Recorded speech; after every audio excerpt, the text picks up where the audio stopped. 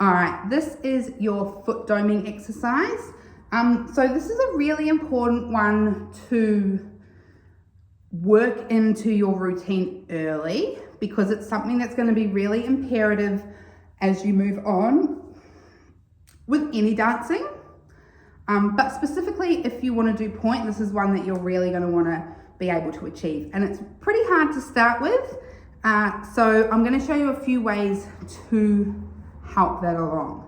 Now, one big thing with your foot doming is if you're finding it super difficult and you have some foot mobility in your program, you can run through your foot mobility 2 times or an extra time. Say you got it 2, do it 3 times.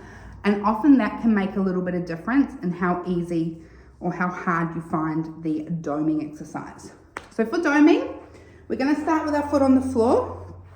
And we're here. And to start with, I want you to lean back. I don't want you to put too much weight on that foot. We want to keep our calf as relaxed as possible, yeah?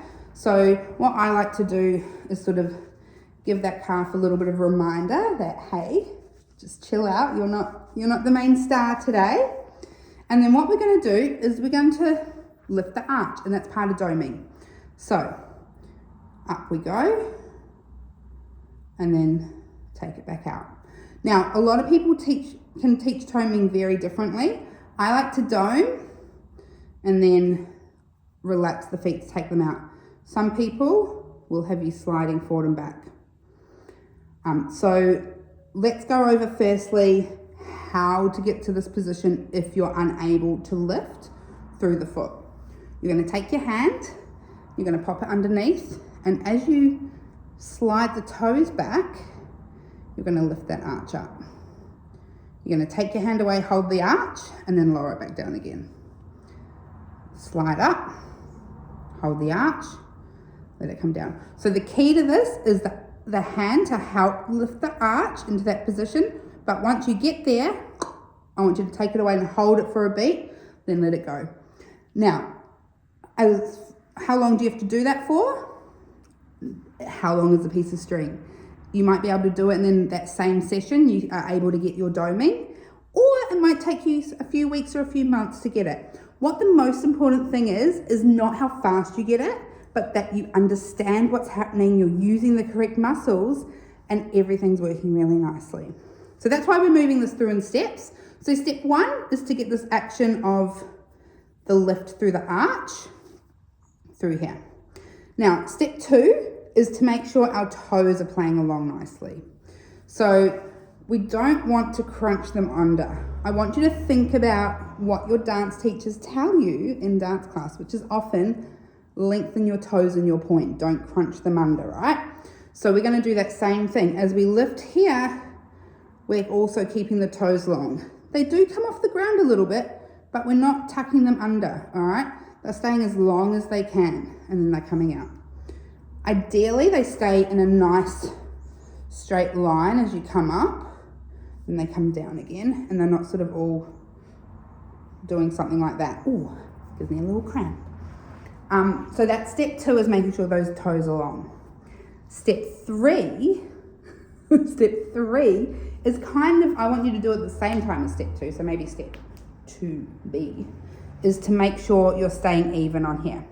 What some people do, and this is a no-no for this exercise, is to get that arch, they'll come over this side. So if you watch, if I do that from this side, it looks like I'm getting a really nice arch, but actually all I'm doing is lifting my big toe and rocking over to the side. All right, so we want to keep contact with all the toes on the floor. We want to keep that knee nice and parallel, and we want to make sure the lift is in the arch and not happening because we're rocking from one side or another, yeah? So we want to keep everything nice and even. So far we've got our first step is to lift the arch, figure out how to do that. Second and third, not far behind lifting the arch, is making sure A, our toes stay long, and B, our toes stay even and we're not dropping in or out to get an arch. Next after that, so that might take you quite a while to get to that point.